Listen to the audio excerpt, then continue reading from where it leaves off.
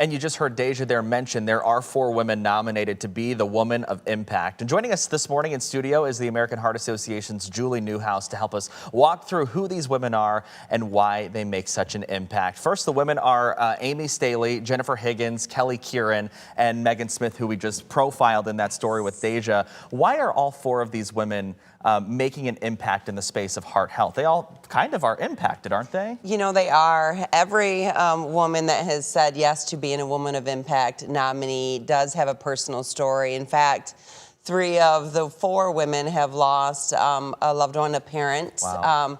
To heart disease or stroke. And then the other Woman of Impact, Amy Staley, does have a condition herself, but that's been repaired recently, and she's doing great. But she lost a brother-in-law as well to a sudden cardiac arrest. Oh, wow. And AED was available, and nobody helped out. So everybody has really been impacted. It's close to their heart, and they want to make a difference, not only to raise donations, but also to raise awareness. Yeah, Absolutely. You guys do such a great job trying to raise awareness of heart health in general, but all the ways that we can do something about it, right? I think that's what's so cool. Absolutely. And it sounds like there's, of course, a lot of impact from heart disease that goes towards these women becoming nominees for the Woman of the Year. Can you kind of talk about how they're nominated in the first place? Sure. So that is something that I typically do. I have some outreach, and I know people that have been impacted by heart disease or stroke, and I kind of nominate them. And I said, hey,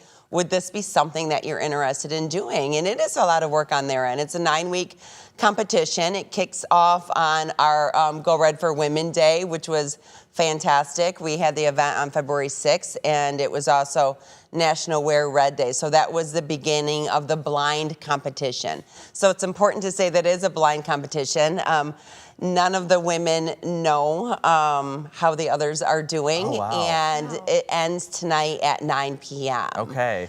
And then nationally, we will recognize a national winner on the 15th, and locally around the same time, and then we'll be recognizing the winner. And of course, all 4 of the women that have been nominees throughout, because they all have made such a difference and impact. Yeah, so this is a competition, but it is going towards such a great message and a great cause. Yes. Speak more to that message that they're spreading during this 9-week course that they're going through. Absolutely. So really spreading awareness that heart disease is the #1 killer of men and women, and stroke is number 4 right now. And so there are many factors that play a part in your overall health. And so we want people to be aware. We want them to watch what they're eating every day. We want them to be mindful of their sodium intake, saying no to tobacco and nicotine, and moving more. You know, movement is medicine, and it's really something that we focus on. We want everybody, all adults, to have at least 150 minutes of moderate exercise every day, because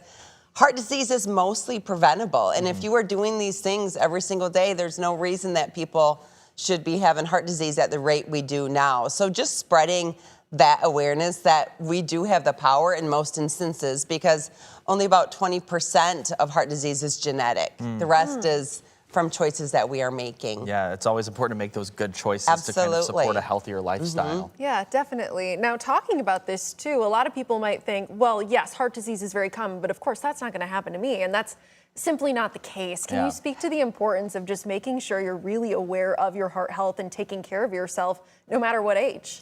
Absolutely, and it's so important. I love that you said that, because symptoms are different for men than they are for women. And I think women oftentimes, you know, we're often carrying so many different torches, where we have our jobs, we have the kids, we have dinner, we have all these different things that we're trying to juggle, getting kids to practices. And if we are feeling off, we push it to the side because we have so many other things that we need to do. And oftentimes, even if women do seek help, they're not often heard. We're told that it's hormonal. We're told we're too young. We're told that you look healthy. And so just really being an advocate for ourselves and pushing when things don't feel right, and getting those answers that we need, and really making sure you're talking to your physician. If you feel off, if you're having signs or symptoms of a heart attack, get help right away. Yeah, let's talk about the 4 women that are nominated as part of this. I know that they are working hard. You mentioned the 9-week competition that they are a part of. How are they going about raising these funds to support the American Heart Association? How are they supporting you guys in this 9-week course? Absolutely. So they can do a few different things. They can seek sponsorship from different local businesses. They can use their network of friends and colleagues. They can post on social media. Really anything goes. And so you will see a lot of social media posts sharing their why and spreading awareness and hoping that people support them. So all of them have links on their social media pages where they can go and donate to support them and really finish strong today because like we said, 9 p.m. is the deadline. And then a winner will be announced. And I'm so proud of all 4 of them and that they've even said yes to this journey. Yeah, and here are the women on your screen right there.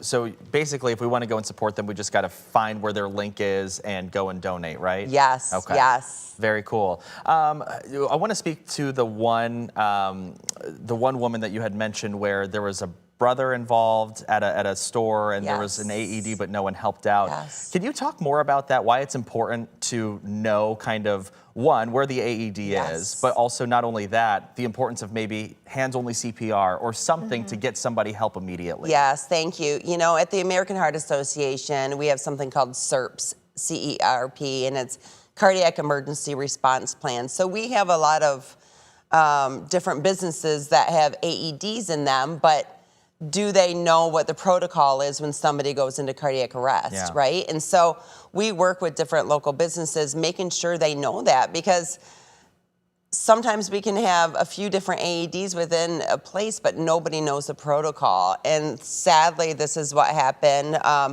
to Amy Staley's brother-in-law, where he went into cardiac arrest. Nobody administered CPR. Nobody got the AED, and help was not there when, sadly, you know, it really likely could have been avoided. And I know not everybody has AEDs readily available, but everybody has these 2 hands, right? And administering CPR and acting quickly, because we know brain damage starts fast within the first 4 minutes if CPR isn't administered. So what we do, we call 911, right? We tell somebody to get the AED and we administer CPR right away. Yeah, we know how important it is here at 13 on Your Side because you were actually here about a month ago teaching us how to do this process. It was great. I loved it. Yeah, we thank you for the service, and of course we thank the 4 women who are hoping to be that woman of impact here soon. So again, if you want to support them, you have until 9 o'clock tonight to do that. Yes. Well, Julie, thank you so much for your time this morning. Thank you both. It's always great to see you. Good to see you too.